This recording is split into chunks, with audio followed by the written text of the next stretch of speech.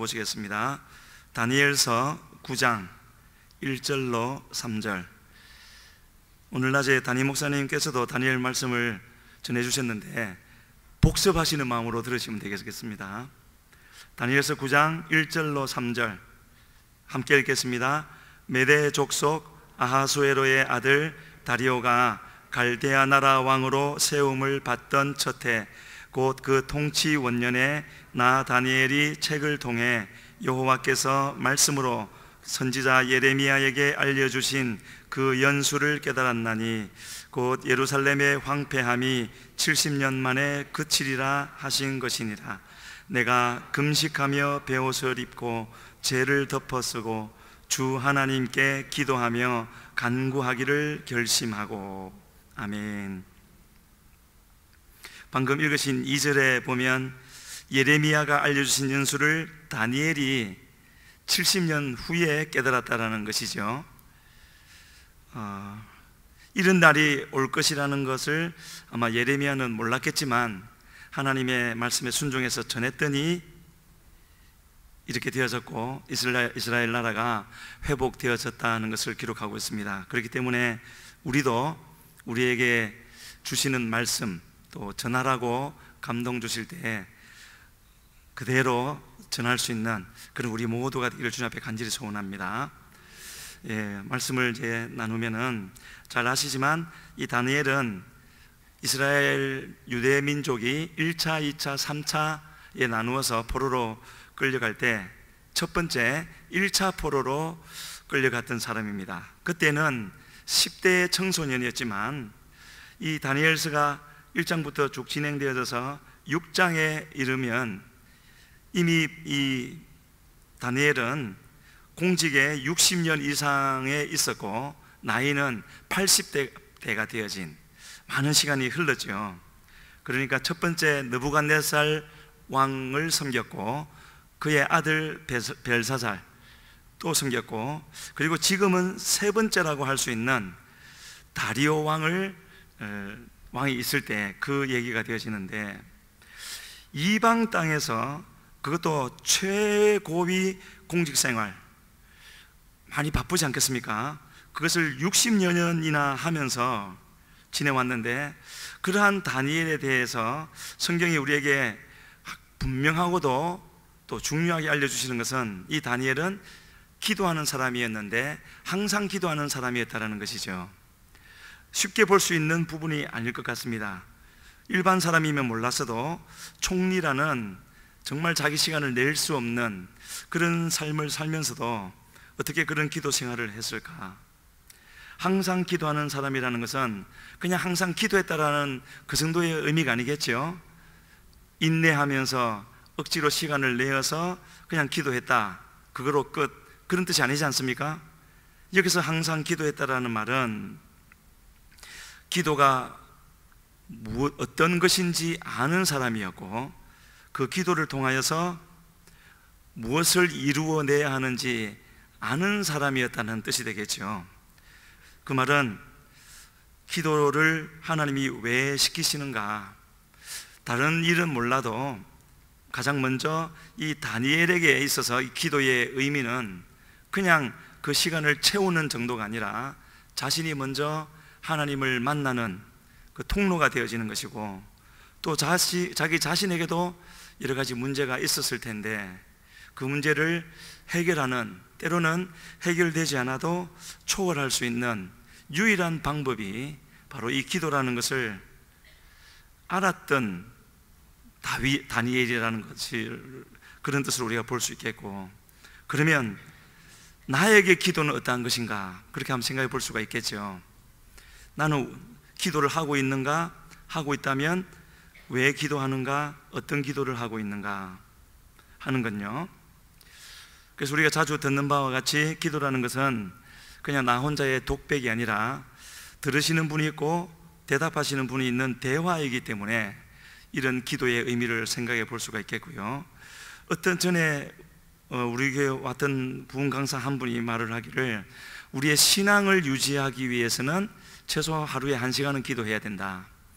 그리고 직분을 감당하려면 2시간은 해야 되고 능력 있는 사역을 하려면은 3시간은 기도해야 된다, 그런 말을 이제 들은 적이 있었는데요. 그러면 3시간을 앉아서 늘 기도하면은 능력이 나타나겠습니까? 꼭 그런 것만은 아니죠. 그래서 여기서 제가 이 말을 하면서 뜻하는 바는 그냥 내가 기도를 해낸다, 하루에.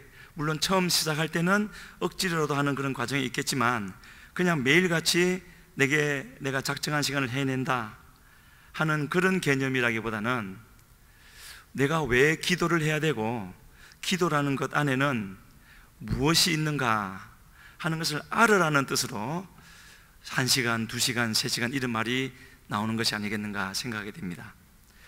그래서 오늘 본문에 나오는 80대가 되어진 이 다니엘도 그동안 해왔던 이 기도를 결코 더 늦출 생각이 또는 좀 느슨하게 할 그런 뜻이 전혀 없어 보이는 그런 다니엘인 것을 보게 되어지고요. 세 번째, 그러니까 여기서 세 번째라는 것은 세 번째 왕을 섬기면서 또 세 번째 그런 최고의 공직을 시작하면서 성경은 분명히 그렇게 말씀하고 있습니다. 하루 3번씩 기도했다고요. 그 삶을 상상하기가 좀 쉽진 않지만 오늘 이제 생각하면서 그렇게 한번 표현을 해봤습니다. 이렇게 그런 바쁜 생활을 하면서 하루 3번을 계속 기도했다라는 것은 사회생활을 하면서 무슨 일이 있어도 반드시 시간을 내어서 하루 3번 기도했다는 것이 아니라 기도 생활을 하면서 사회생활을 해냈다라는 그 표현이 더 맞겠구나 하는 생각을 했고요. 그래서 제가 그러면서 한 20년쯤 전인가요, 우리 기독교 서적 중에 이런 제목의 책이 있었습니다. 너무 바빠서 기도합니다. 혹시 읽으신 분 있을지도 모르겠는데 제가 그 책을 이렇게 들고 있으니까 그때 어렸던 우리 딸이 제목 틀렸다는 거예요. 너무 바빠서 기도 못합니다가 돼야지 왜 너무 바빠서 기도합니다 라고 이제 질문을 하는 것을 제가 기억을 하는데요. 너무 바빠서 기도한다라는 말은 지금 우리가 다니엘을 생각해 보면은 그런 알 수 있는 의미가 아니겠습니까? 그래서 그에게 있어서는 이 기도한다라는 것이 말씀드린 대로 다른 일을 내게 맡겨진 사회에서의 어떤 직업이나 의무를 하다가 감당하는 것이 아니라 최우선순위로 정해놓고 삶의 우선순위로 정해놓고 그렇게 했을 때 가능했던 일이라는 것을 우리가 생각해 볼 수가 있는데, 그런데 그렇게 기도했는데 결과는 사자굴에 들어갔다라는 것을 성경은 말을 하고 있습니다. 그런데 이것은 결코 뭐가 잘못된 것이 아니라 지난주였나요? 또 그전에도 말씀을 몇 번 들은 적이 있었는데 다윗이 성령 충만을 받았을 때 그 직후에 일어난 일이 무엇이었습니까? 이스라엘과 블레셋과의 전쟁이었고 골리앗의 등장이었죠.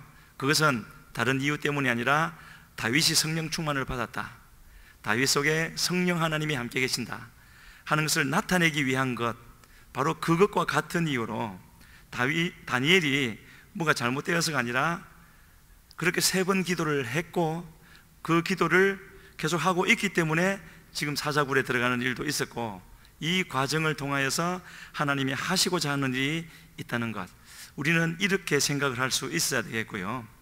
그래서 하나님이 유명하게, 이런 표현을 썼어야 될는지 모르겠지만 하나님이 좀 유명하게 쓰시는 사람들의 특징이 있다면요, 어떤 일이 생기느냐에 따라서 자기의 생각이나 삶의 방향이 바뀌는 것이 아니라 그 일이 생기는 것은 그대로 놔두고 하나님께 기도하는 사람이다, 그렇게 표현할 수가 있겠죠.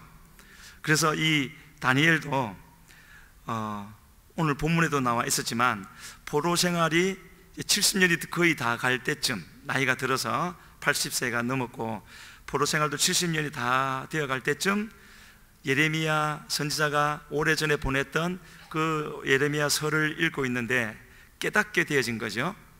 성령이 오셔서, 그 전에도 아마 읽었을 텐데 비로소 그때야 깨닫게 되었습니다. 그런데 좀 자연스럽지 못한 반응은요, 이제 포로 생활이 다 끝나간다는 것을 알았고 그것이 하나님의 뜻이라는 것을 알았다면 다니엘의 당연한 첫 번째 반응은 어떤 것이었겠습니까?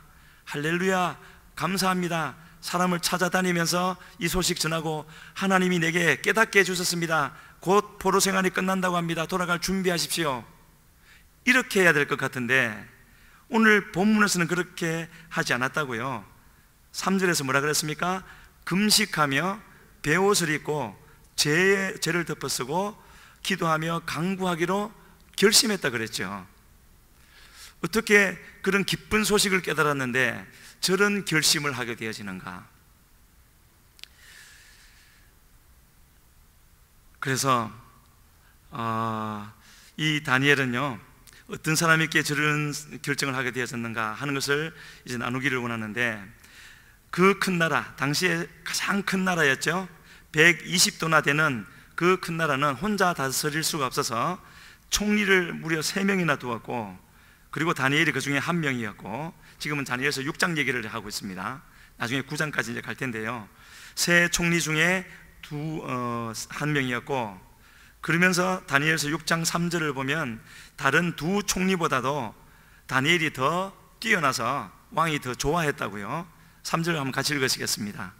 다니엘은 마음이 민첩하여 총리들과 고관들 위에 뛰어남으로 왕이 그를 세워 전국을 다스리게 하고자 한지라. 저렇게 되어진 것이 바로 하나님의 은혜이지만 저 일 때문에 또 문제가 시작되는 것이죠.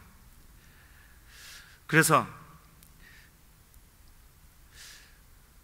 그런 기도를 하고 있었기 때문에 저렇게 되어졌고, 그래서 저 생각해 볼 수 있는 것은 아까도 잠시 말씀드렸지만 이 다니엘에게 있어서 기도라는 것은 아마 지금 제가 질문을 드린다면 그렇게 말씀을 하실 겁니다. 이 기도라는 것은 참으로 우리에게 중요한 것이다. 그런데 다니엘에게서는 중요한 정도가 아니라는 것을 지금 거듭해서 우리에게 알려주고 있는 것이죠.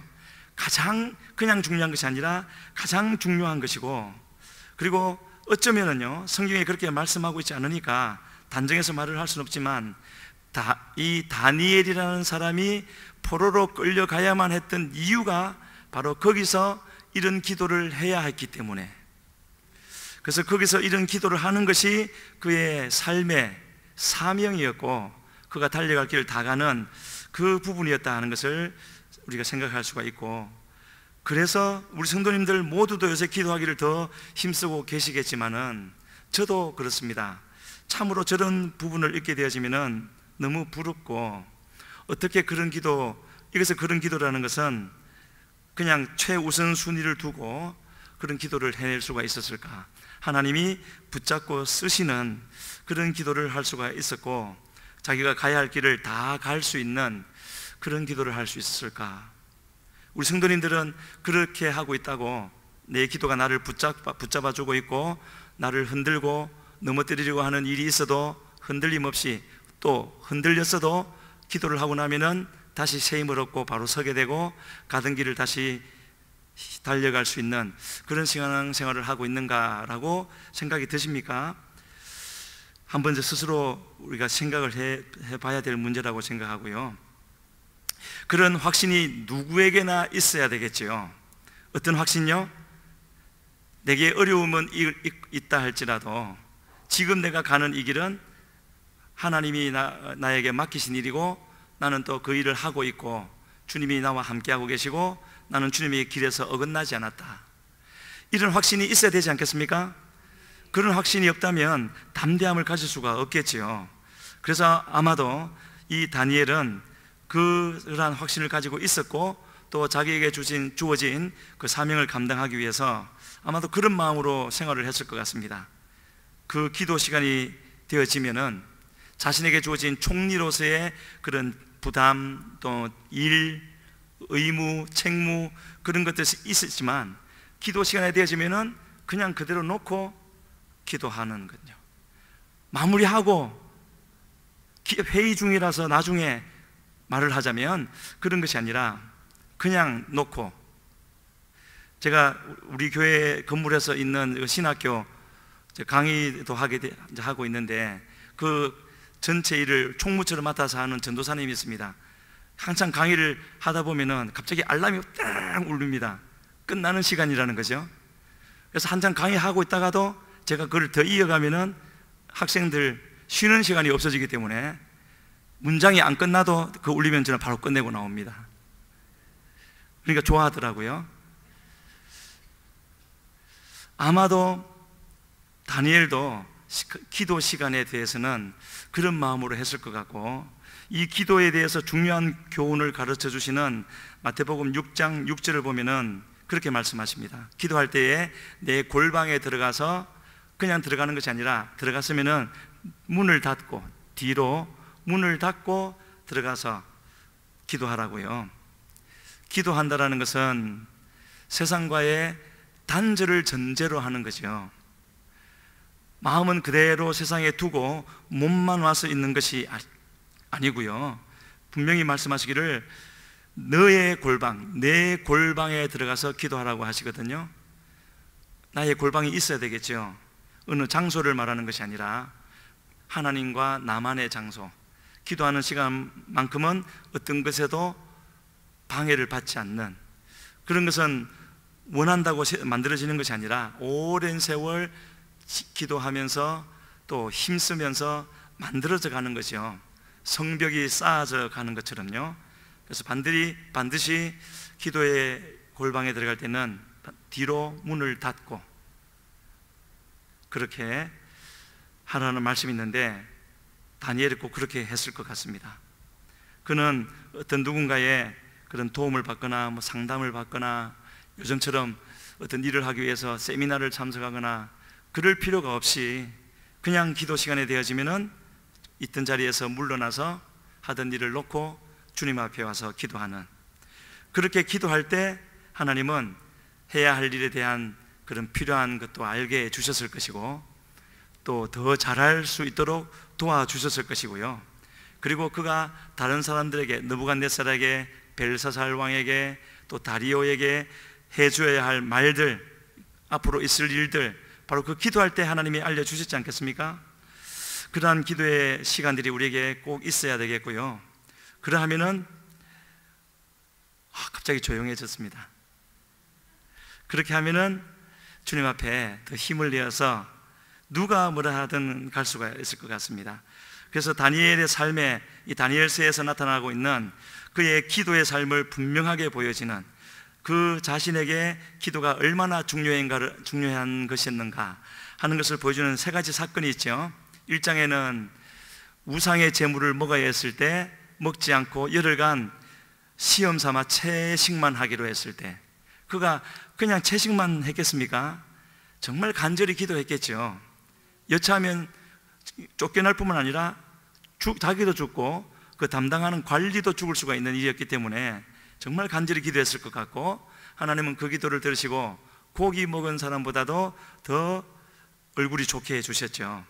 그리고 느부갓네살의 왕의 그 왕은 어찌 된 건지 꿈도 말해주지 않고 그리고 해석을 말하라고 했는데, 다니엘이 관심도 없고 기도도 하지 않아야 했는데 하나님이 그 꿈에 대해서 알려주셨겠습니까? 그렇지 않았겠죠. 어느 때보다도 간절히 기도했을 것이고요. 여기서 간절이라는 것은 막 소리를 높이거나 그런 차원보다는, 그것도 간절이지만 그냥 다니엘 같으면 저는 잘 모르지만 상상하기를 주님 앞에 가면 그냥 온 마음이 하나님께로 쏟아지고 하나님께만 집중하게 되고 하나님도 그 마음을 받으시고 그런 사람이었을 것 같습니다. 그런 기도를 하는 사람이었을 것 같습니다. 그러니까 하나님은 즉시로 또 알려주시고요. 벨사살 왕 때도 어떤 일이 진행될 때 좀 이따가 이제 나눌 텐데요, 하나님의 손가락이 나타난 것, 그리고 그 손가락이 쓴 글을 알려주신 것, 기도할 때 하나님이 알려주시지 않겠습니까? 그래서 이런 것을 두고 우리는 기도로 돌파한다, 그런 말을 요새 많이 쓰게 되는데 반드시 있어서야 될 일이죠.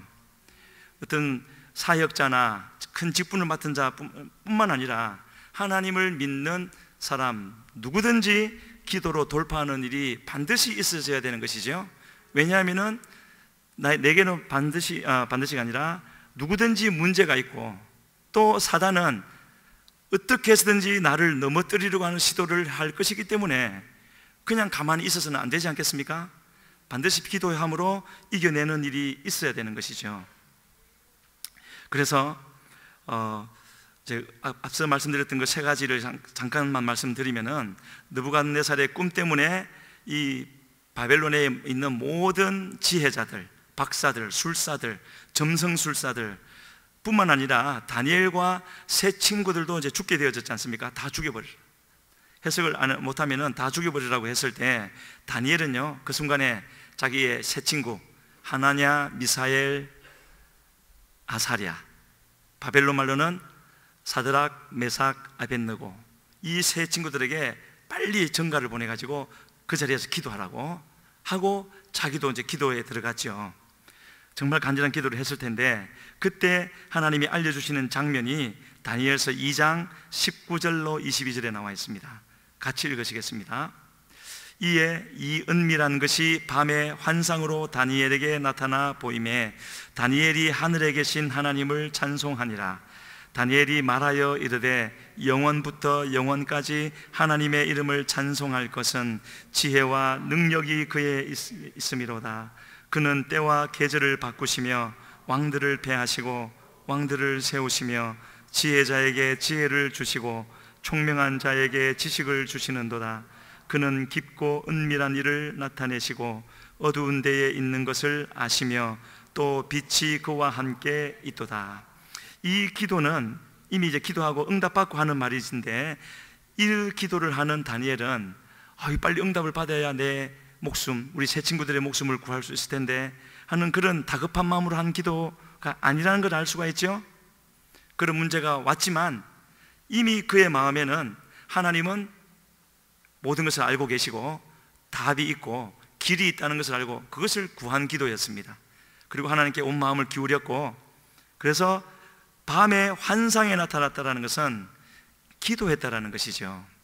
바울 삶에 나타나는 가장 큰 특징 중에 하나가, 특히 1, 2, 3차 선교 여행할 때, 특히 2차 선교, 3차 할 때 위기가 참 많았죠. 죽을 수도 있는 위기. 하지만 그때마다 그는 기도하되 밤에 기도했고, 기도하는 그에게 주님은 반드시 나타나셔서 어떻게 해야 할지를 알려주셨고, 그래서 그 길을 계속 갈 수 있었던 것처럼요, 다니엘도 그런 기도를 하는 사람이었습니다. 그래서 고백을 하기를, 20절과 같은 그런 고백이 우리에게 있어야 되지 않겠습니까? 영원부터 영원까지 하나님의 이름을 찬송해야 된다고 합니다. 왜 그렇습니까? 지혜와 능력이 그에게 있음이로다. 이 말은 지혜와 능력이 자기에게 주어졌기 때문이겠죠.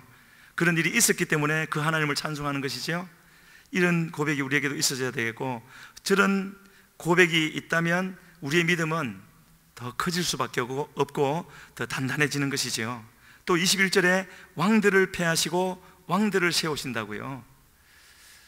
그런 믿음, 사람들을 두려워하는 것이 아니라, 전에 필리핀에서 만났던 어떤 분은요, 그 필리핀의 대통령도 하나님을 잘 믿는 사람으로 바꿔야 된다고 기도합시다고 그렇게 기도하는 사람을 봤습니다.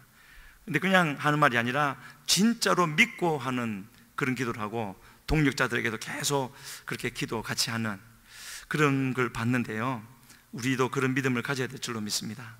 그래서 하나님은 이렇게 얼마나 저런 하나님을 만나고 나면 다니엘이 그래서 점점 더 저런 일이 있을 때마다 더 주님께 가까이 가는 것이죠. 그러면서 두려움은 점점 없어져 버리는 겁니다. 다니엘은 이런 자기가 죽게 되어졌을 때, 요즘 표현으로 하면은 자기 바벨론 땅에 그 수도에 있는 유대인들 모아서 대규모 시위를 한 것도 아니고요, 다만 뭐 한 것이라고요? 하나님께 기도한 것이었죠. 근데 그 기도는 중간에 가다가 사단이 점령하고 있는 그 2층 천을 뚫지 못하고 땅에 떨어지는 그런 기도도 아니고, 그를 뚫고 올라가서 하나님 보좌에 상달되는 기도였고요. 그리고 그 상달된 기도가 다시 내려올 때는 이 다니엘을 공격하던 사단의 이 진영을 흐트러버리고 박살내고 이기게 하는 그런 기도를 했던 것이죠. 얼마나 감사하고 하나님을 믿는 그런 기쁨이 있었겠습니까? 그래서 다니엘뿐만 아니라 많은 사람을 죽이겠다고 하는 이 느부갓네살의 마음을 바꿔놓을 수 있었던 것은요, 다른 어떤 사람의 지혜에서 나오는 멋진 말이나 감동적인 설교로 또는 연설로 되어지는 것이 아니라, 오직 사람의 마음속에 감추인 것을 드러내고 죄도 드러내고 하나님이 앞으로 하실 일을 보여주는 진리를 말할 때에만 비로소 그 모든 것을 정상적으로 돌려놓을 수가 있고, 실제로 느부갓네살에게도 그런 일이 있었지 않습니까? 하나님에 대한 생각도 바꾸어 놓고. 사실 느부갓네살이 꾸었던 그 꿈은 이 느부갓네살의 교만함을 드러내는 것이었고, 앞으로 하나님이 그 나라뿐만 아니라 계속되어지는 이 세계 역사 속에서 하실 일을 보여주신 것이었는데, 그와 같은 하나님이 주신 말씀, 똑같은 다니엘이 했던 그 말을 제가 지금 여기서 한다고 해서 똑같은 말씀이 되는 것이 아니지 않겠습니까? 하나님께 받아서 전할 때, 그리고 그것을 듣는 사람들에게는 그 이전과는 같을 수가 없는 그의 심령 속의 변화가 일어나는 것이고, 상황에도 변화가 일어나는 것이죠. 그래서 우리는 목사가 되었든지 선교사가 되었든지 교회 장로, 권사, 집사 뭐가 되었든지, 직분이 있든지 없든지 우리는 하나님의 말씀을 전하는 자가 되어야 되는데, 절대로 내가 나의 어떤 개인적인 목적을 위해서 상대방을 설득하기 위해서 하는 말이 아니라, 이와 같이 하나님 앞에서는 겸손히, 또 사람들 앞에서는 담대히 서서 그런 하나님의 뜻을 알고 전할 수 있는, 나를 위해서가 아니라 하나님의 뜻을 위해서 전할 수가 있는 그런 우리가 되어야 될 줄로 믿습니다. 두 번째 사건인 이 벨사살 잔치에 대한 기록도 잠시 살펴보면요, 물론 줄거리는 아시겠지만 느부갓네살의 아들이었던 이 벨사살, 그 느부갓네살과 벨사살 사이에 또 누군가 왕이 있었습니다. 근데 성경에 기록되어서 있지 않죠. 이 벨사살 왕이 오르고 나서 한 번은 수천 명의 귀인들을 모아놓고 잔치를 했습니다. 잔치 분위기가 무르익으니까, 성경에 보면 그런 일들이 있죠. 사람 보기에 말고 하나님 보시기에 절대로 넘어가지 말아야 할 선, 눈에 보이는 선은 아니지만 그 선이 있는 법이고, 그리고 그 선을 넘을 때는 하나님은 그 자리에서 즉결 심판하시는 그런 일들이 많이 있지 않습니까? 그 일 중에 하나가 바로 이 벨사살 사건이었는데, 잔치의 분위기가 무르익어갈 때 오래전 자기 아버지가 예루살렘 성전에서 가져온 금기명들을 가져오게 했고, 거기에다가 술을 부어서 자기 신들의 이름을 부르며 찬양하면서, 마치, 그러니까 이 장면은 벨사살이 스스로 했다기보다는 항상 하나님의 일을 대적하는 사단이 한번 하나님을 공격해 온 것이지요. 그래서 하나님을 이긴 듯이 하나님의 성전 기명으로 술을 먹으면서 자기의 신들을 찬양하는, 그것이 마치 하나님을 이긴 듯이 하는 그런 분위기로 갔는데, 그것이 바로 하나님 보시기에는 넘지 말아야 할 선을 넘은 것이 되어졌고, 그럴 때는 반드시 심판의 팔이 나타나는 거죠. 마치 나답과 아비후가 그랬던 것처럼, 고라의 무리가 반역했을 때 그랬고, 엘리사의 종 게하시가 재물을 탐하였을 때 그랬던 것처럼, 또 신약에는 아나니아 삽비라 사건이 그랬던 것처럼요, 이렇게 역사하시는 하나님이 계신 것을 우리는 잊지 말아야 되겠고요. 그래서 항상 어느 자리에 이르렀든지 겸손해야 되는 것이죠. 겸손한 것이 우리가 할 수 있는 최고의 선택이 되어지는 것입니다. 내 생각과 내 말과 내 행동까지 다 아시는 하나님이라고 믿으십니까? 잊지 마시기를 바랍니다. 언제든지 함께 하시는 하나님. 그래서 지금 그 다니엘서 5장에서 교만의 극치를 달리는 벨사살 앞에 하나님의 손이 나타났죠. 그 선을 넘지 않는 경우에는 하나님은 길이 참으시면서 말씀을 주시면서 잠잠히 기다리시면서 회개하기를 기다려 주시는데, 이런 경우는 그렇지 않았습니다. 그래서 갑자기 그 잔치 자리에 손가락이 나타나서 벽에다가 글을 썼는데, 그 글은 메네 데겔 우바르신 하는 거였죠. 그런데 이 10글자밖에 되지 않는 이 짧은 글을 아무도 해석할 자가 없었다라는 거죠. 왜냐하면 하나님이 쓰셨기 때문에. 그래서 그것이 무엇인지는 몰랐지만 이 손가락이 다른 사람이 조작한 것이 아니라 전능하신 하나님, 벨사살을 지금 심판하기 위해서 오신 하나님이 보내신 거기 때문에 그것을 보는 것 자체로 벨사살은 안색이 변하고 번민하고 무릎이 떨리는데 그냥 떨리는 게 아니라 부딪히기까지, 그런 지경에까지 이르렀다고 성경에 말을 하고 있습니다. 그래서 그 글 내용이 메네 데겔 우바르신 무슨 내용이었는가, 그것을 보았을 때 벨사살이 이렇게 했습니다. 5장 7절로 9절 말씀 같이 읽어보겠습니다. 함께 읽겠습니다. 왕이 크게 소리질러 술객과 갈대아 술사와 점쟁이를 불러오게 하고 바벨론의 지혜자들에게 말하되 누구를 막론하고 이 글자를 읽고 그 해석을 내게 보이면 자주색 옷을 입히고 금사슬을 그의 목에 걸어주리니 그를 나라의 셋째 통치자로 삼으리라 하니라. 그때에 왕의 지혜자가 다 들어왔으나 능히 그 글자를 읽지 못하며 그 해석을 왕께 알려주지 못하는지라. 그러므로 벨사살 왕이 크게 번민하여 그의 얼굴빛이 변하였고 귀족들도 다 우리가 반드시 기도해야 될 것, 기도가 우리에게 얼마나 좋은 선물이라는 것 여기서 다시 한번 알려주고 계시죠. 그 큰 나라의 지혜자들이 얼마나 많았고 그 사람들은 얼마나 똑똑하고 명석하고 최고의 지혜자들 아니었겠습니까? 그 사람들이 다 왔는데도 알지 못하는 그것. 그런데 하나님을 믿는 사람은 누구든지 하나님이 받으실 만한 기도를 하게 되면 알려주신다라는 것이죠. 그런 기도를 우리에게 주셨는데 기도하지 않는 것은 죄가 된다는 말의 의미가 여기서도 찾아볼 수가 있을 것 같습니다.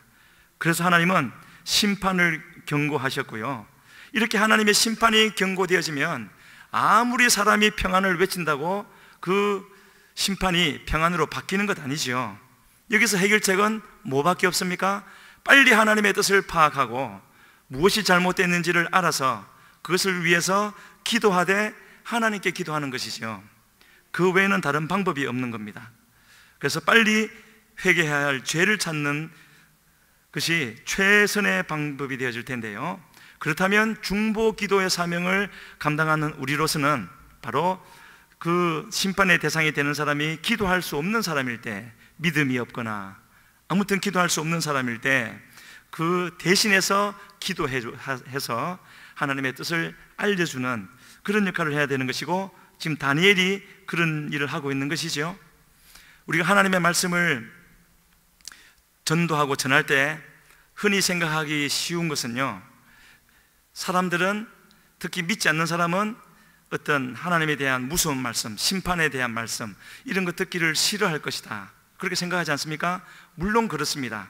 하지만 그것은 그 사람의 겉사람의 반응을 말하는 것이고요, 그 사람이 믿는 사람이든지 믿지 않는 사람이든지 그의 속에는 반드시 영이 있는데 그의 영은 그 사람의 혼과 정신, 마음은 심판의 말을 듣기 원치 않는다 할지라도 그 사람의 속에서 그의 영은 울부짖고 있는 것이죠. 하나님의 말씀을 들려달라고, 하나님의 뜻이 무엇인지를 알려달라고 그렇게 간절히 찾고 있기 때문에 하나님의 말씀을 받아서 전하게 되어지면 그 사람은 받아들이게 되는 것이고요, 우리가 생각지 못했던 반응이 일어나고 믿지 않을 것이라 했지만 받아들여서 믿게 되고 힘을 얻고 그런 일들이 많이 일어나지 않습니까? 그래서 우리는 거듭 말씀드리지만 하나님이 원하시는 그 말씀을 전하기를 힘써야 되겠고요, 그를 할 때 그 문제가 무엇이 되었든지 해결되기 시작한다는 것이죠. 그래서 지금 아무리 뛰어난 사람도 이 글 10글자의 글을 알 수 없을 때 하나님이 예비한 사람이라고 해야 될까요? 다르게 표현하면 다니엘의 하나님을 아는 사람이 거기에 있었습니다. 그 잔치 자리에는 없었지만 이 난리가 났다라는 말을 듣고 누군가가 그 잔치 자리에 왔고 와보니 그런 상황이었을 때 바로 그 사람이 벨사살 왕에게 이렇게 말을 합니다. 바로 이 벨사살 왕의 어머니였던 느부갓네살 왕의 아내였던 왕비였는데요, 다니엘서 5장 10절로 12절 같이 읽겠습니다. 왕비가 왕과 그 귀족들의 말로 말미암아 잔치하는 궁에 들어왔더니 이에 말하여 이르되 왕이여 만수무강하옵소서, 왕의 생각을 번민하게 하지 말며 얼굴빛을 변할 것도. 잠시만요. 일단 10절만 먼저 보시면은 이 전부 난리가 났고 벨사살은 왕일지라도 무릎이 부딪힐 정도로 두려워하고 있는데 이 왕비는 와서 하는 말이 뭐라고요?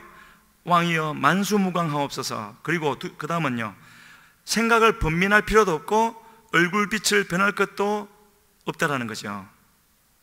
이렇게 너희들끼리 앉아 모여서 난리를 피운다고 해결될 것이 아니라고 말을 하는 겁니다. 그러면서 뭐라고 말을 합니까? 11절 읽겠습니다. 왕의 나라에 거룩한 신들의 영이 있는 사람이 있으니 곧 왕의 부친 때에 있던 자로서 명철과 총명과 지혜가 신들의 지혜와 같은 자니이다. 왕의 부친 느부갓네살 왕이 그를 세워 박수와 술객과 갈대아 술사와 점쟁이의 어른을 삼으셨으니, 뭐라고 소개합니까? 거룩한 신들의 영이 있는 사람. 그 입장에서는, 이방인의 입장에서는 그렇게 표현할 수 있겠죠. 우리 표현으로 하면은 뭐겠습니까? 성령으로 충만한 사람이겠죠. 그래서 느부갓네살 왕이 모든 그런 박사들의 어른을 삼았던 사람이라고요. 12절까지 읽겠습니다. 왕이 벨드사살이라 이름하는 이 다니엘은 마음이 민첩하고 지식과 총명이 있어 능히 꿈을 해석하며 은밀한 말을 밝히며 의문을 풀 수 있었나이다. 이제 다니엘을 부르소서. 그리하시면 그가 그 해석을 알려드리리이다 하니라. 어느 미국 남부에 노예를 많이 거느린 농장주가 있었는데, 이 사람은 죄라는 죄는 다 짓고 자기 노예들을 학대하는 그런 사람이었습니다. 근데 어느 날 이제 병이 들어서 죽게 되었을 때 가족들이 죽기 직전에 마지막으로 기도해 줄 사람을 불러야 되지 않겠습니까? 했을 때, 그러면서 그 마을에 있는 어느 목사님을 부를까요? 했더니 이 농장 주인이 절대로 그 사람 안 된다 하더랍니다. 왜 그러냐고 했더니 이 농장 주인은 경마장 가는 걸 좋아했는데 거기서 그 목사님을 자주 봤다는 거죠. 그리고 그의 생활을 많이 봤다는 겁니다. 그러면 누구를 부르면 좋겠느냐고 했더니 그 농장의 종이었던, 노예였던 톰이라는 그 노예를 불러달라고. 나는 그가 하는 기도를 종종 엿듣곤 했는데 그는 진짜 하나님의 종이었다고. 그래서 불러달라고 해서 오니까 이 톰은 들어오면서 자기 모자를 겸손하게 벗고 자기 주인이 나를 지금 용서해 줄 수 있겠느냐? 물론입니다, 주인님. 나를 위해서 기도해 줄 수 있겠느냐? 물론입니다 하고는 그 자리에 무릎을 꿇고 그 영혼을 위해서 기도했고, 그리고 그 영혼은 주님을 마지막 순간이라도 영접을 하고 그렇게 갔다는 글을 제가 읽은 적이 있었습니다. 그런데요, 이 벨사살에게도 그런 사람이 지금 있었죠. 방금 읽으신 12절 끝부분에 보면 뭐라 그랬습니까? 이제 다니엘을 부르소서. 우리가 그런 사람 돼야 되지 않겠습니까? 하나님을 믿는 사람이고 하나님을 나의 생명보다도 더 귀하게 여기고 살아간다고 생각하는 우리인데, 하나님의 일을 위해서 이 땅을 살아간다고 생각하는 우리인데, 내 옆에 있는 사람이 문제가 생겨서 도움을 찾는데 내가 생각이 나지 않는다면 문제 있는 것 아니겠습니까? 이제 다니엘을 부르소서. 그리하시면 그가 그 해석을 알려드리리이다. 그렇게 말을 했고, 그래서 다니엘은 곧 소환되어졌습니다. 그래서 이렇게 온 다니엘을 향하여서 벨사살 왕이 해석을 알려주면 자주 옷을 입혀주고 금사슬을 걸어주고 셋째 치리자가 되게 해주겠다고 했는데, 그렇게 말하는 이 벨사살에게 다니엘은 다 잘 될 겁니다, 다 평안할 겁니다, 그런 식으로 말하지 않고요, 하나님이 알려주시는 그것을 말했죠. 지금 자막이 없기 때문에 제가 읽어드리겠습니다. 다니엘이 왕에게 대답하여 이르되, 왕의 예물은 왕이 친히 가지시며 왕의 상급은 다른 사람에게 주옵소서. 그럴지라도 내가 왕을 위하여 이 글을 읽으며 그 해석을 아뢰리이다. 부르기 전에 거기에 도착하기 전에 저기에 나와 있죠. 감사합니다. 나와서 우리 같이 한번 다시 읽겠습니다. 다니엘이 왕에게 대답하여 이르되 왕의 예물은 왕이 친히 가지시며 왕의 상급은 다른 사람에게 주옵소서. 그럴지라도 내가 왕을 위하여 이 글을 읽으며 그 해석을 아뢰리이다. 왕이 나를 불렀기 때문에 하는 일이 아니라는 거죠. 하나님이 내게 맡기신 일이기 때문에 하나님이 이미 알려주셨고 그 일을 전해주겠다라는 그 말을 하고 있습니다. 그리고 하나님이 알려주신 내용을 그대로 22절로 24절에서 우리에게 보여주고 있는데요, 그 부분도 같이 읽겠습니다.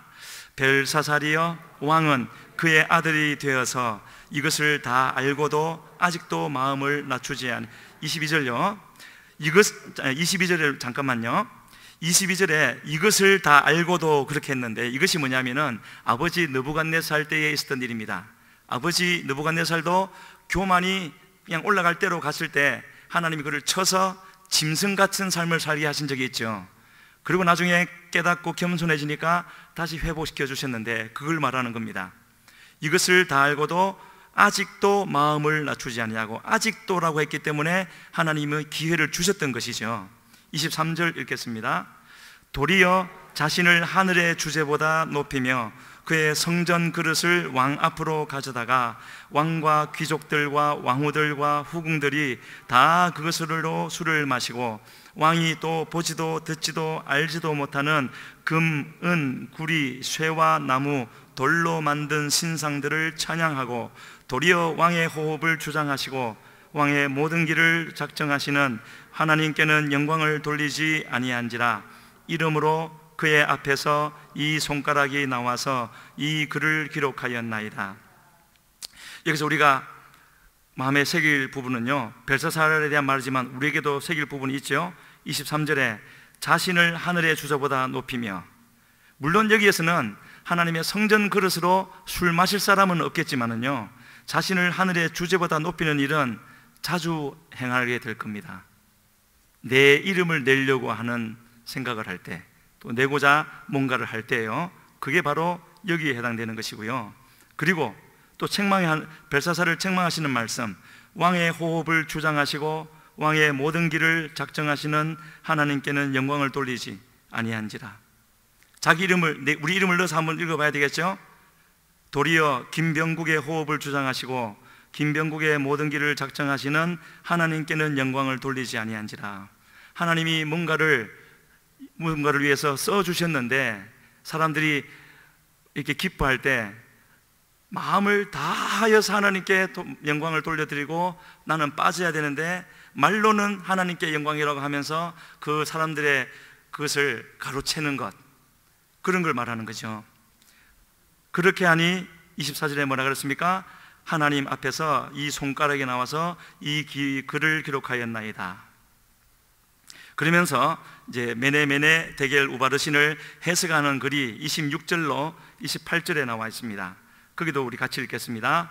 그 글을 해석하건대 메네는 하나님이 이미 왕의 나라의 시대를 세워서 그것을 끝나게 하셨다 하며, 데겔은 왕을 저울에 달아보니 부족함이 보였다 하며, 베레스는 왕의 나라가 나뉘어서 메대와 바사 사람에게 준바되었다 함이니이다. 메네는 뭐라고 그랬습니까? 하나님이 이미 왕의 나라의 시대를 세워서 끝하고 끝나게 하셨고, 저울에 달아보니까 부족했다. 그리고 마지막에 있는 베레스, 우바르신에서 나오는 베레스는 왕의 나라가 나뉘어서 메대와 바사에게, 그래서 메대 바사에서 다리오 왕, 오늘 본문에 어떤 다리오 왕이 나오는 것이죠. 준바되었다 함이니이다. 결코 벨사살에게 기쁨을 주거나 문제 해결을 주는 말씀이 아니죠. 끝났다는 말을, 심판이 이미 결정됐다는 말을 하고 있습니다. 하지만 그 심판의 대상이 되는 벨사살이라 할지라도요, 하나님의 조금도 퇴색되지 않고 섞이지도 않은 하나님의 말씀이 전달되게 되었을 때 전혀 그의 문제는 해결되지 않았지만, 그는 이 진리를 전해준 다니엘에게 감사하는, 좀 더 정확히 말하면 그의 속에 있던 영이 감사했다고 말을 해야 되겠죠. 그래서 다니엘을 국가 최고 통치자, 총리로 세우고요, 말했던 대로 금사슬도 해주고 이렇게 했겠죠. 그래서 이와 같이 하나님이 우리에게 어떤 말씀을 들려주셔서 전하게 하실 때 그대로 전하는 것이 이와 같이 중요한 것이라는 것. 그리고요, 죄에 빠져 있는 사람에게 최고의 선물, 최고의 은혜는 물론 먼저 찾아가서 그가 좀 힘을 얻도록 위로도 하고 시간도 같이 좀 보내주고 힘내시라고 격려하고 그런 것도 필요하지만은 그것으로 끝나서 되는 것이 아니라 그 죄인에게 가장 큰 은혜는 그가 죄의 자리에 있다라는 것, 그대로 있으면은 멸망받을 수밖에 없다라는 하나님의 말씀을 정확히 전해주는 것이지요. 바로 그 말을 여기서 하고 있는 겁니다. 이처럼요, 사단의 입장에서 생각한다면 가장 골치 아픈 사람이 바로 이 다니엘처럼 기도하는 사람이겠지요. 왜냐하면 그 기도는 이 사단의 나라를 다 파괴시켜 버릴 것이기 때문에. 그래서 오늘 아직 9장 가기 전에 아직 6장에서요, 6장에서도 이 다니엘의 기도를 막으려고 사단은 어떻게 했습니까? 온 나라를 다 동원시켰죠. 그렇게 해서 법을 제정했습니다. 30일 동안 기도하면 안 된다는 법, 온 나라에 통용되는 법이었지만 실제로는 다니엘 한 사람을 겨냥한 법이었죠. 다니엘을 무너뜨리기 위해서. 그래서 다니엘서 6장 4절 5절도 우리 같이 한번 읽어보겠습니다. 이에 총리들과 고관들이 국사에 대하여 다니엘을 고발할 근거를 찾고자 하였으나 아무 근거 아무 허물도 찾지 못하였으니 이는 그가 충성되어 아무 그릇됨도 없고 아무 허물도 없음이었더라. 그들이 이르되 이 다니엘은 그 하나님의 율법에서 근거를 찾지 못하면 그를 고발할 수 없으리라. 사람이 이 땅에서 들을 수 있는 칭찬이 있다면 바로 이것이 최고의 칭찬이 될 겁니다. 어떤 부분입니까? 이 다니엘은 그 하나님의 율법에서 근거를 찾지 못하면 그를 고발할 수 없으리라. 세상 속담으로 표현하면 털어서 먼지 안 나는 사람, 그런 삶이 저절로 사라지겠습니까? 물론 하나님의 은혜가 주어졌기 때문에 하나님이 힘 주셔서 했겠지만 그런 은혜, 그런 힘이 그냥 주어지겠습니까? 사람의 역할은 하나도 없겠습니까? 그리고 이 다니엘은 지금요 80대 나이 든 사람입니다. 그런데도 그런 사람이었고 영의 세계에서는 아주 유명한 사람이라는 것을 여기서 보여주고 있습니다. 그래서 이 법을 만들기 전에 우리가 생각해 볼 수 있는 것은 이 두 총리 얼마나 정보력이 뛰어났겠습니까? 그 큰 나라의 최고의 자리에 있는 두 총리, 모든 것을 샅샅이 들었겠지만 나오지 않았고, 그래서 그의 삶을 기도하지 못하도록 자꾸 더 바쁘게도 만들었겠죠. 일을 더 맡기고 이렇게 하면서. 그래도 통하지 않으니까 바로 이 방법을 쓴 거죠. 그래서 제 스스로에게 하는 질문이고 또 동시에 우리 성도님들에게 부탁드리는 것은, 부탁이라기보다는 권유드리는 것은, 왜 기도하지 않습니까? 누군가 나에게 물을 때 제가 좀 바쁩니다 라고 대답을 한다면 다시 한번 생각을 해봐야 되는 것이죠. 무엇 때문에 바쁜가 하는 건요, 아마도가 아니라 분명한 사실이죠. 죽을 병에 걸린 것보다 더 위험에 처한 사람은 기도하지 않는 사람이 아니겠습니까? 그래서 우리 다시 한번 이런 말씀을 나누면서 기도에 더 힘쓸 수 있는 그런 우리 모두가 되기를 바라고요. 다니엘은 그런 기도 없이는 하루라도 살 수 없는, 정말 이 고백이 우리의 고백이 되었으면 좋겠습니다. 기도 없이는 하루라도 살 수 없음이 하나님 보시기에도 거짓이 없는 그런 고백요. 그래서 30일 동안 기도하면은 죽인다고 하는데도 그것이 전혀 문제가 되지 않았던 다니엘이었죠. 자기를 겨냥한 줄도 알았을 겁니다. 그렇지만 다니엘은 이 사단의 진영을 흔들어버리는 기도를 계속했고, 그리고 사자굴에 들어갔죠.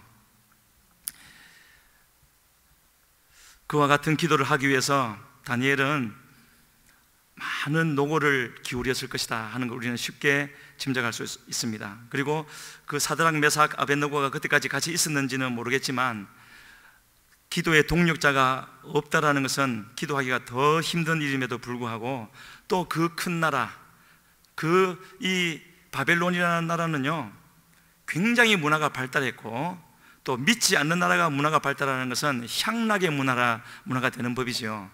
그런 가운데서도 음란이 극에 달했을 텐데도 거기서 이런 순수함을, 순결함을 지켜냈다는 것은 결코 쉬운 삶은 아니었다는 것, 우리가 알아야 하는 것이고요. 이런 사람이 있을 때 하나님이 하시는 말씀, 바로 예레미야 5장 1절 아니겠습니까? 이런 한 사람이 있을 때 성을 용서하신다고요? 같이 읽겠습니다. 너희는 예루살렘 거리로 빨리 다니며 그 넓은 거리에서 찾아보고 알라. 너희가 만일 정의를 행하며 진리를 구하는 자를 한 사람이라도 찾으면 내가 이 성읍을 용서하리라. 우리도 이런 사람 돼야 되겠죠? 나 때문에 옆에 있는 사람 하나님이 용서해 주실 수 있는 사람, 우리 가족, 우리 우리 선교회, 우리 교회요, 그런 한 사람이 있으면 용서해 주신다고 하셨으니까요. 그래서 다니엘은 그 한 사람이 되어졌고, 그래서 그 다니엘은요, 이제 오늘 본문에 있던 9장에 오면은 그런 하나님의 뜻을 알았을 때, 우리 9장 3절과 4절을 다시 한번 읽어보겠습니다. 내가 금식하며 베옷을 입고 죄를 덮어 쓰고 주 하나님께 기도하며 간구하기를 결심하고 내 하나님 여호와께 기도하며 자복하여 이르기를, 크시고 두려워할 주 하나님, 주를 사랑하고 주의 계명을 지키는 자를 위하여 언약을 지키고 그에게 인자를 베푸시는 이시여. 여기에 바로 그 한 사람이 되는 조건이 다 나와 있습니다. 첫 번째 4절에 보면은 내 하나님 여호와께, 하나님은 하나님이시지만 내 하나님이 있어야 되는 거죠. 그래야 기도할 수 있지 않겠습니까? 그래야 응답이 있지 않겠습니까? 평소에는 마음대로 다 해놓고 급할 때에는 찾을 수 있는 하나님이 없죠. 내 하나님 여호와께 기도하며, 그 다음에 뭐가 나옵니까? 자복했다 그랬죠. 누구의 죄입니까? 다니엘의 죄입니까? 중보 기도자의 가장 큰 특징, 가장 어려운 자질이라고 할까요? 남의 죄를 내 것으로 동일시하는 거죠. 그리고 자복하는 것이라고요. 그리고 마지막으로, 마지막이 아니라 기도하는 대상이 어떻게 되어져 있습니까? 크시고 두려워할 주 하나님. 내가 기도하는 하나님은 어떤 하나님입니까? 크시고 두려워할 주 하나님입니까? 그리고 주를 사랑하고 주의 계명을 지키는 자를 위하여 언약을 지키시고 그에게 인자를 베푸시는 하나님이십니까? 그 하나님이 내 하나님일 때 이런 기도 응답이 있다는 거죠. 그래서 하나님의 계획을 다 알게 된 다니엘은, 그런데 하나님은 이 이스라엘을 이제 포로에서 돌려보낼 계획을 세우셨는데, 이 이스라엘을 바라보니까 이스라엘은 하나님의 그 뜻을 받아들일 준비가 되지 않았습니다. 그래서 이와 같은 기도를 하기로 결단을 한 것이고요. 가장 먼저 했던 것이 자신을 죄인, 하나님의 뜻을 받아들일 준비가 되지 않은 그 죄인과 자기를 동일시해서 기도하기를 시작했는데, 9장 5절과 8절 두 절 말씀 보시겠습니다. 우리는 이미 범죄하여 패역하며 행악하며 반역하여 주의 법도와 규례를 떠나싸우며 주여 수치가 우리에게 돌아오고 우리의 왕들과 우리의 고관과 조상들에게 돌아온 것은 우리가 주께 범죄하였음이니다마는, 5절에서는 우리는 이미 범죄했다고 해서 자기를 거기에 포함시켰죠. 8절 끝부분에도 우리가 주께 범죄하였다고요. 이런 내가 죄인의 자리에 서는 그 모습을 보여주고 있고, 그리고 그 모습을 다시 한번 보여주는 것이 다니엘서 9장 13절로 14절입니다. 그 부분도 우리 같이 읽어보겠습니다. 모세의 율법에 기록된 대로 이 모든 재앙이 우리에게 내렸사오나 우리는 우리의 죄악을 떠나고 주의 진리를 깨달아 우리 하나님 여호와의 얼굴을 기쁘게 하지. 여기만 보겠습니다. 뭐라 그랬습니까? 우리는 우리의 죄악을 떠났어야 되는데, 떠나고 주의 진리를 깨닫고 해야 되는데 그렇게 하지 않았다는 거죠. 그렇게 하지 않고 우리 하나님 여호와의 얼굴을 기쁘게 하지 아니하였다고요. 그렇게 내어놓고 기도하고 있고, 다윗이 아니라 다니엘이 여기서 꼭 말하고자 했던 것은, 이 하나님의 백성들이 타락해서 하나님은 심판하실 수밖에 없는데, 그런 가운데서도 다니엘, 내가 기도하지 않았다라는 것, 그것을 놓고 이렇게 말을 하고 있는 것이고요. 그래서 하나님은 이와 같은 심정이 되어져서, 물론 그 마음도 하나님이 주신 것이라 할 수 있겠지만, 그렇게 살아왔기 때문에, 그 하나님을 구하면서 왔기 때문에 바로 그때에 다니엘이 하나님께 발견되어진 것이고, 또 이런 기도를 하고 있는 것이죠. 그래서 하나님이 찾으시는 사람, 또 그 사람의 기도는요, 바로 이 다니엘에서 우리가 발견하는 것처럼 이 세상 것에 더럽혀지지 않고요, 오염되지 않고, 또 하나님의 뜻에 따라서 능력을 나타내시고자 할 때 그 능력을 보여줄 수 있는, 그것을 보여줄 수 있는 사람이 되어야 되겠고, 아무도 이 상황을 놓고 기도하지 않는다 할지라도 하나님의 이러한 은혜를 받은 다니엘은 나는 기도하겠다고 하면서 기도하는 사람, 그런 사람을 주님이 찾으실 줄로 믿습니다. 마지막 한 부분 읽고 마무리하겠습니다. 다니엘서 9장 21절로 23절. 그렇게 기도했을 때 하나님이 해주신 일입니다.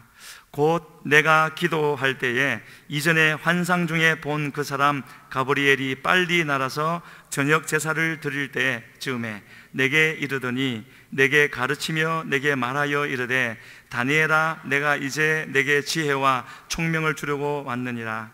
곧 내가 기도를 시작할 즈음에 명령이 내렸으므로 이제 내게 알리러 왔느니라. 너는 크게 은총을 입은 자라. 그런즉 너는 이 일을 생각하고 그 환상을 깨달을지니라. 22절 첫 부분에 보면 내게 가르쳤다 그랬죠. 주님이 오시면 되는 것 아니겠습니까? 오시면 이렇게 가르쳐 주시는 것이고요, 그리고 필요한 지혜와 총명을 주신다고 말하고 있습니다. 그리고 23절에는 너는 크게 은총을 입은 자라. 저런 표현을 받은 사람이 또 있었죠. 시내산에서 모세라는 사람, 그들이 범죄함으로